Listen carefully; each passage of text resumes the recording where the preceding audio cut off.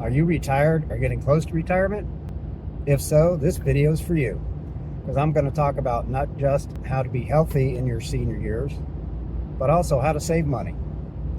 So I'm going to start with the health side of things.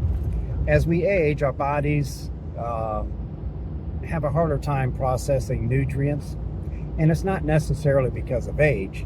It's more because we've spent decades eating foods that we shouldn't have eaten. Things like seed oils, sugars, grains, processed food, fast food.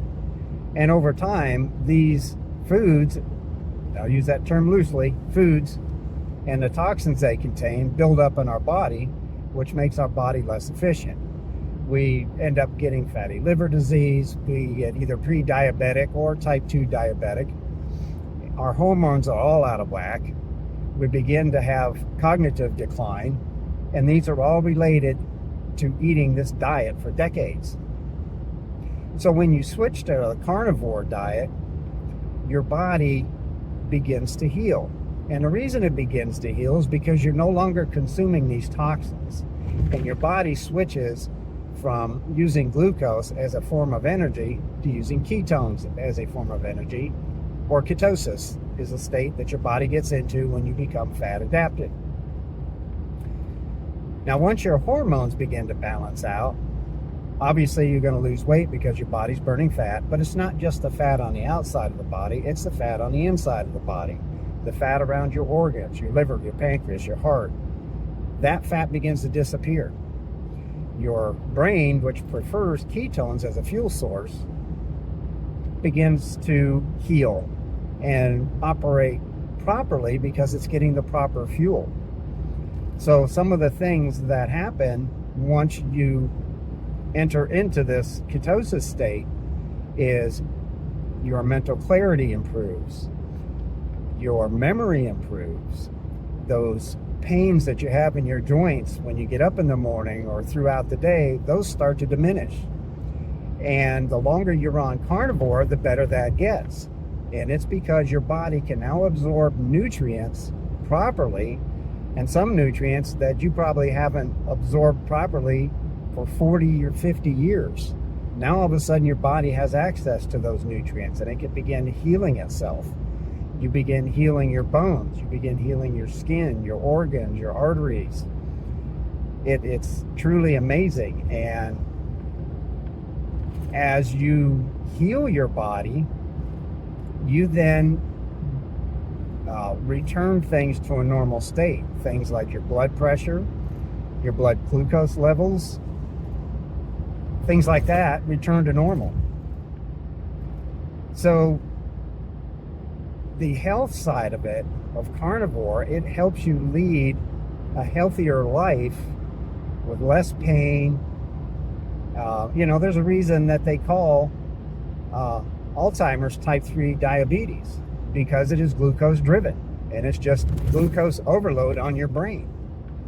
And you really have to eliminate that glucose to get your brain to function properly again and get it to heal. And that's what happens when you go on carnivore. Now, the financial side of it has a couple different aspects to it. The first one is, as your body begins to heal, you require fewer and fewer medications. 70 to 75% of the population that is getting close to or is already in retirement is on an average of 4 to 7 medications daily. That's a lot of money you're spending just to eat a standard American diet. That is just astounding. And I was recently at my doctor's, and he's the one that gave me the stats, because I thought it was, maybe, 1 or 2. Nope, 4 to 7. So just think about the money savings that you're going to have if you don't need these medications anymore. Things like blood pressure medicine. Maybe you're on metformin or something like that. You don't need to take these medications once your body heals. And that's when you're in retirement and have a fixed income, that's a huge bonus to eliminate those medications. Now, for me and my wife, neither one of us are on any medications. We do take some supplements. We both take vitamin D3 every day. and I take magnesium glycinate just because of the work I do to keep myself from having frequent leg cramps. And maybe once or twice a week I'll take a vitamin C, but it's not because I think I'm going to get scurvy. It's more about my eye health. And if you want to know anything about that, just research Dr. Ardis and you'll learn why vitamin C is important for your eyes. So that's pretty much all we take. I just turned 62, so, you know, use that as your benchmark. I'm 62 and take no medications. That's unheard of in this day and age. But the other side of the financial end of this is the cost of eating carnivore. And everybody thinks it's expensive because you're buying meat. Well, not really. I mean, if you think about it, you're not buying the sugars, the grains, the processed foods, the fast foods. You're buying meat, bacon, eggs, butter, real foods, whole foods, and it's not as expensive as you would think it is. Now, me and my wife, we spend probably less than $100 a week, and some of that is because we're buying things like, you know, paper plates and laundry detergent, dish soap, things like that. So if we took all of that out of our grocery bill and just calculated what we spent on meat, eggs, bacon, butter, it's probably $50 to $60 a week for the two of us. That's not bad. Now, there are some things that we do, and you can do the same things that can help lower that even more. And one of those things is learning what days your grocery store marks down meat. They all do it. It gets close to the end date within a couple of days of the freshness date, and they're going to mark it down.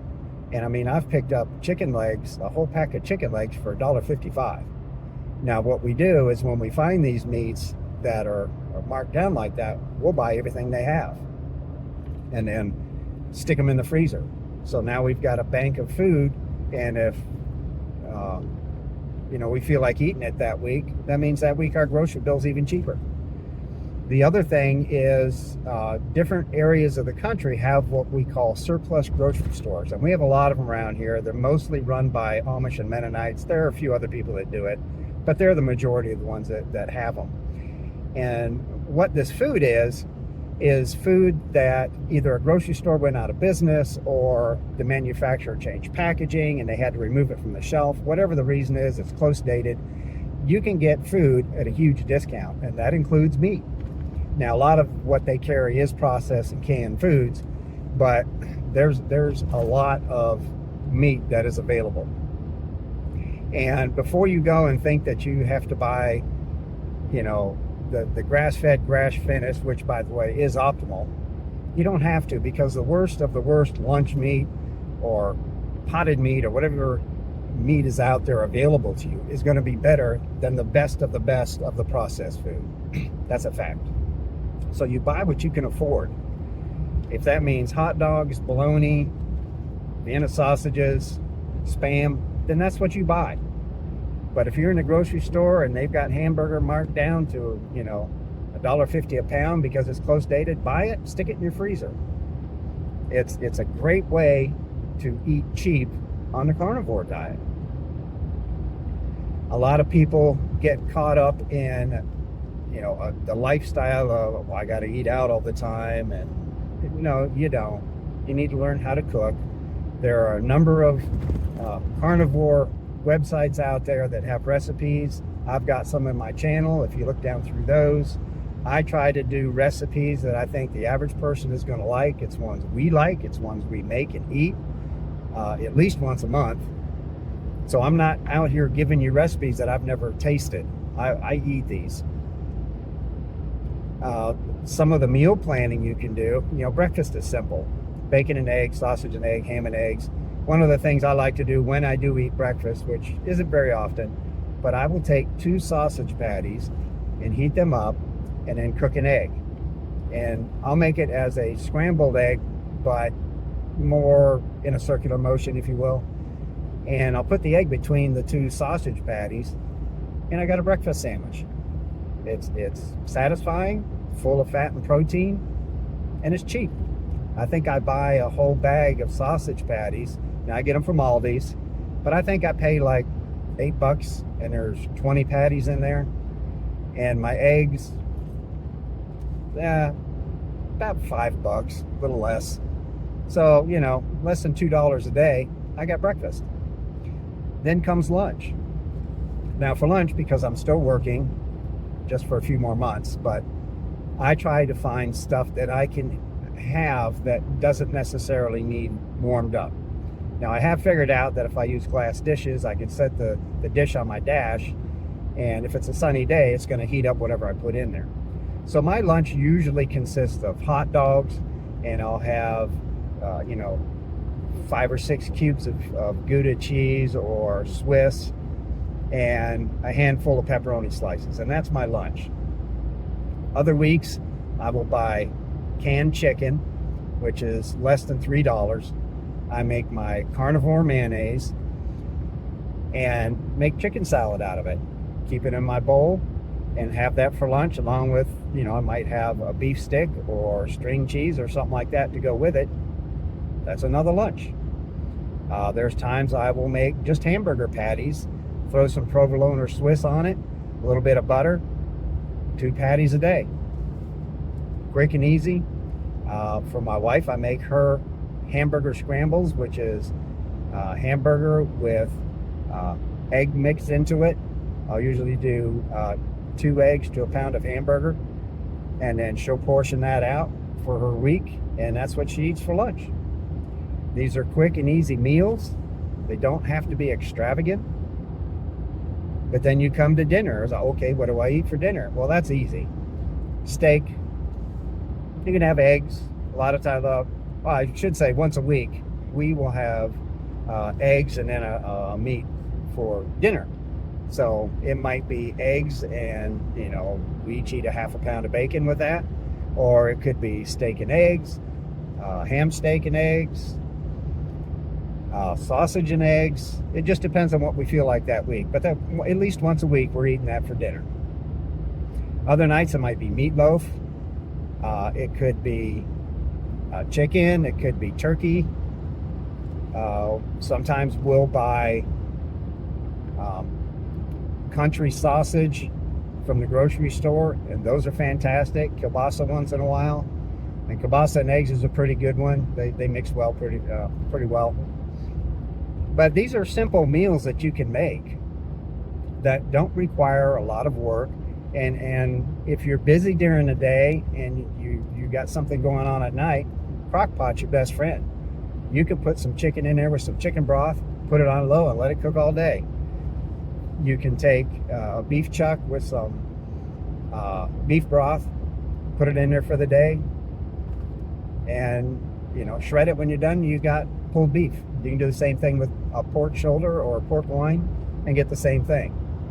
So eating on Carnivore doesn't have to be boring, and it doesn't have to be expensive.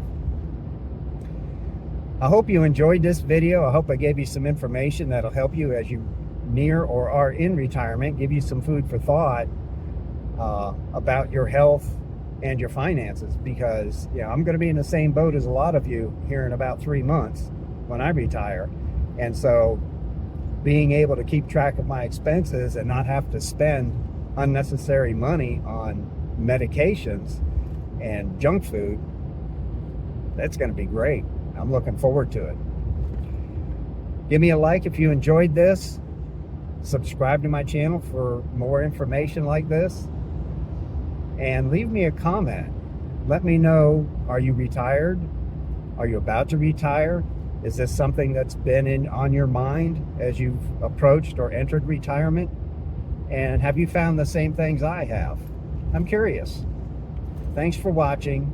Stay strong, stay sharp. Carnivore for life.